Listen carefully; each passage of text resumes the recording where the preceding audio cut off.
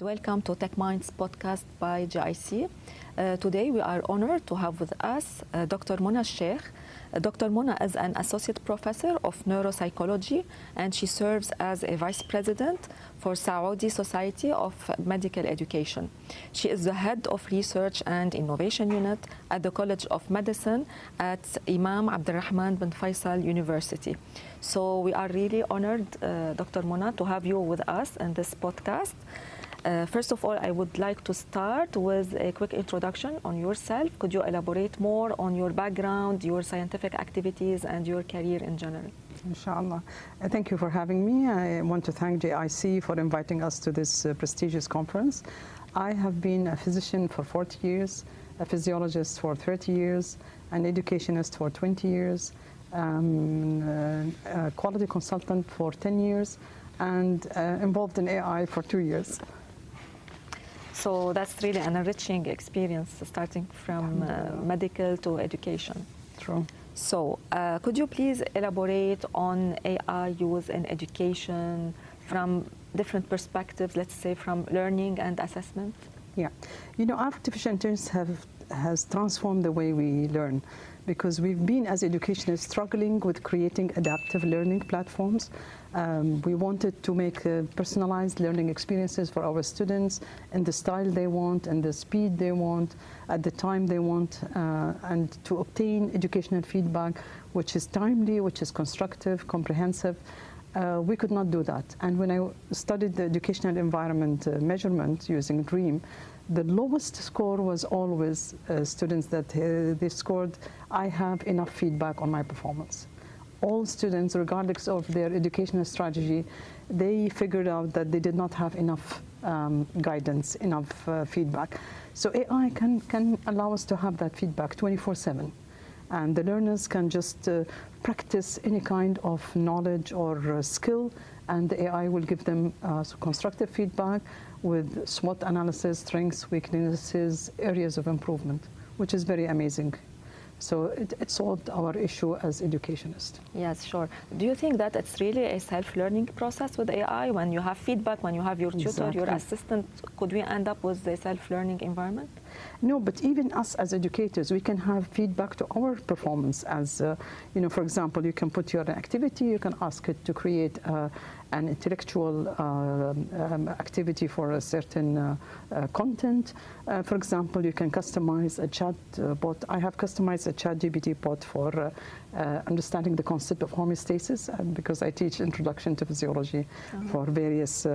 So it can tackle scenarios. So we give the students scenarios, and they can solve it, and the AI will give them feedback according to their answers. So it's very interesting. So you mentioned the use of AI and ChatGPT in healthcare. So Yeah. how do you see the role of AI in healthcare? That's a big area, and I think the most, of course, precision of diagnosis is very important. Personalized patient-centered management plans. You know, we can now tailor the management plan to the genome and genetic makeup of the patient, to his demographic features, to his age, gender, where his background, his educational level. We could not do this before. So I think, but in for my particular interest, I'm interested in prediction of disease before even it happens. You know, why should we let patients develop Alzheimer's disease and then we think, okay, we don't have definitive treatment, we can just have palliative treatment. Why don't we predict it? Now we know that Alzheimer's disease is preceded by 25 to 30 years of inflammation.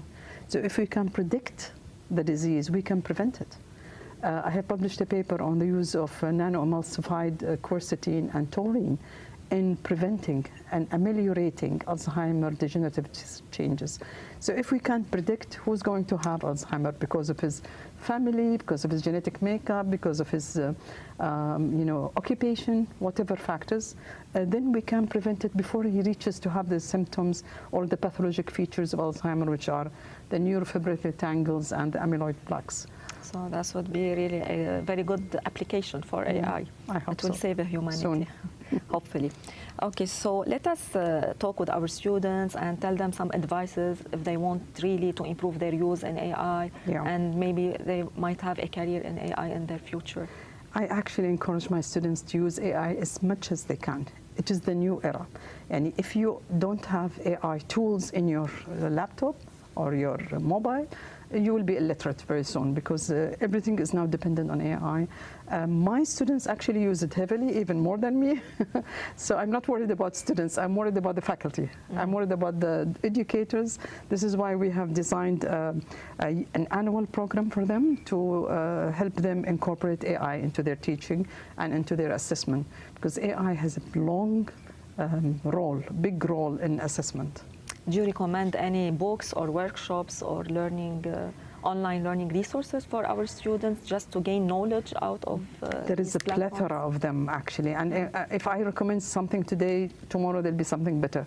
So I think students are very smart in selecting those platforms. But the issue, it's a self-learning process more than any course. So I don't advise them to waste time taking courses. Just learn by self-learning with those chatbots, and I think they will do a marvelous job. Hopefully, yes. What about your research interest? Are you currently? What are you really working on? Yeah, I'm interested in prediction of disease, like Alzheimer's disease, using algorithms or using MRI imaging. We have published recently in the end of 2023 in Scientific Reports, Nature, a paper on AI where we did image enhancement by using mathematical fractional algorithms, and it led to the detection of COVID-19, pneumonia, or normal X-rays and CAT scans with a percentage of accuracy of 98.4%, which was really remarkable. And I also have another publication on using dental features in identifying personalities. You know, in Al-Hajj season, sometimes we have a lot of bodies which we don't know their identities. So just by looking at the dental features, we can identify them, just like DNA. Oh, okay. That's interesting. Yeah. Are you incorporating your students with your research work, or it's at the level? Students are very interested, but at the moment, we have created, in this tabah, the one I mentioned in my presentation, it's a research, summer research course for students. We have introduced a lot of the tools that can enhance AI research, and they were very interested, especially sky space. So now they keep on asking me, please refine our research question.